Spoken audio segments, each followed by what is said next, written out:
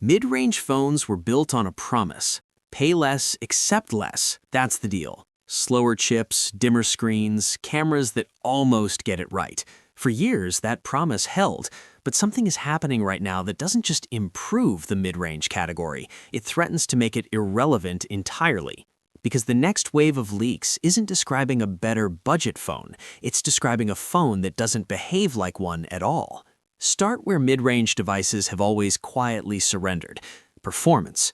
They look fast on a spec sheet. Real-world use tells the honest story. A burst of speed, followed by throttling, heat warnings, frame drops during gaming, multitasking that feels like a negotiation. What's being tested right now isn't another slightly tuned chip wearing a mid-range label. It's a fundamentally reworked approach to efficiency and sustained power delivery. A setup engineered to hold its performance ceiling consistently rather than spike briefly in retreat. The practical translation is significant. Gaming sessions that don't degrade over time, multitasking that doesn't require compromises, long, intensive use that doesn't end in a phone too hot to hold comfortably. Smooth, consistent, controlled for as long as you need it. But raw performance without thermal management is just a delayed problem, and this is where the approach changes most visibly. Cooling has been mid-range's most neglected feature for years, treated as an afterthought because the assumption was that mid-range chips don't generate enough heat to justify serious thermal architecture. That assumption is being challenged directly here. What's reportedly being implemented isn't a minor improvement to existing cooling, it's a system built from the ground up to maintain stability under sustained pressure, the kind of thermal management that until now has been reserved for devices that cost significantly more. The result isn't just a cooler phone, it's a more reliable one, a device that performs the same at the end of a demanding hour as it did at the beginning. That's not a mid-range standard, that's a flagship expectation being met at a fraction of the price. Mid-range displays have operated under a quiet ceiling for years. Bright enough indoors, usable outdoors, accurate enough to not embarrass themselves, nothing more. That ceiling is being dismantled. Brightness levels are being reported that don't just handle direct sunlight, they overpower it. Colors that feel genuinely alive rather than simply calibrated correctly, a viewing experience that sits in territory previously reserved for flagships with no asterisk attached.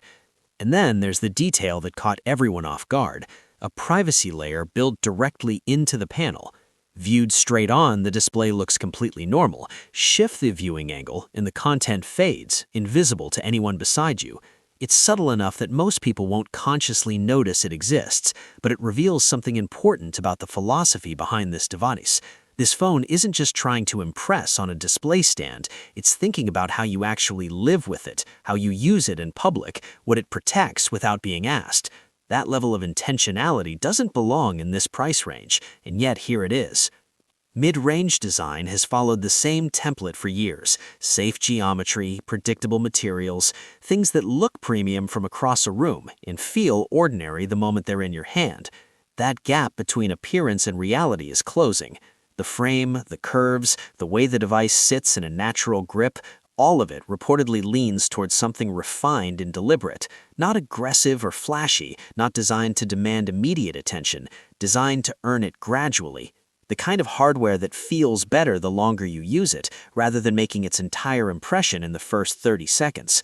That's a mature design philosophy, and it's been largely absent from this price category until now. Mid-range camera expectations have been carefully managed for years: a capable main sensor, an ultra-wide for landscapes, and zoom, quietly acknowledged as the category's most consistent weakness. Digital crop masquerading as optical reach, soft edges, lost detail, the feature that exists on the spec sheet and disappoints in the field. That pattern appears to be breaking. Reports suggest zoom is being treated as a genuine optical capability in this device, rather than a marketing checkbox. Clean detail at meaningful distances, portrait rendering that doesn't look artificially constructed, low light performance that holds structure instead of dissolving into processed noise. The kind of camera versatility that has defined the gap between mid-range and flagship is showing up somewhere it was never supposed to arrive. And that changes what buyers in this segment can reasonably expect going forward. Large battery capacity in mid-range has become expected. It's no longer a differentiator on its own. What surrounds that capacity here tells the more interesting story. Faster charging that performs at the speed it claims rather than the speed marketing suggests. Durability improvements that extend beyond basic drop protection into genuine long-term reliability, and early indications of features that have historically been positioned as premium editions, quietly becoming standard inclusions.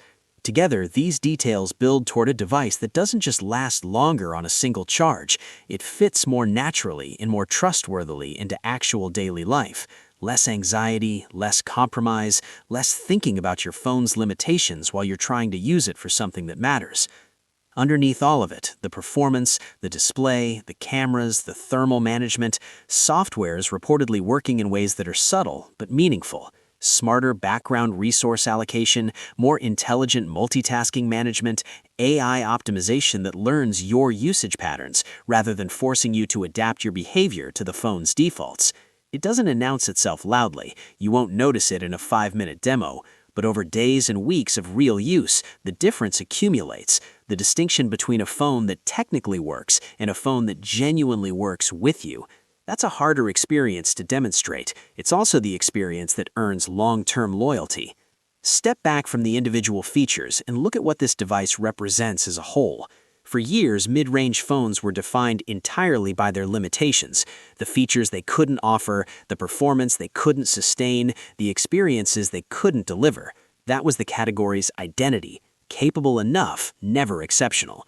What's being described here operates under a completely different framework, not what can we offer at this price point, but what can we build without restriction and what will it cost.